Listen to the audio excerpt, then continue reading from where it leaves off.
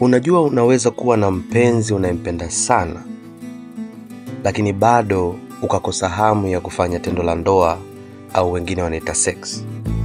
Basi jua tatizo si mpenzi au mapenzi yameisha, bali mara nyingi ni kwa sababu ya afya ya akili.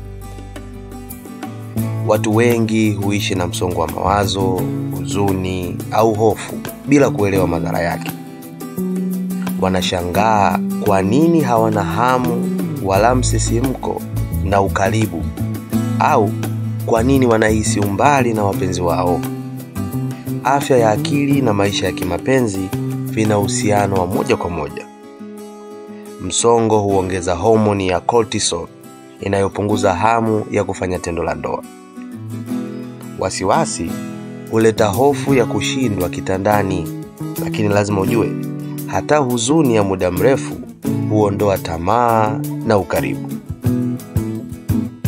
Lakini msaada wa kitaalamu na mazungumzo ya wazi na kujitunza kisaikolojia vinaweza kurudisha moto wa mapenzi kati yako na mpenzi wako.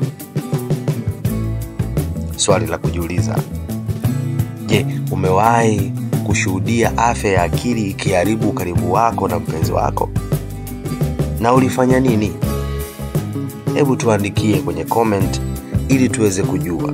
Je, afya ya akili ni sababu ya kuondoa ukaribu wako na mpenzi wako au kuna sababu nyingine? Karibu sana.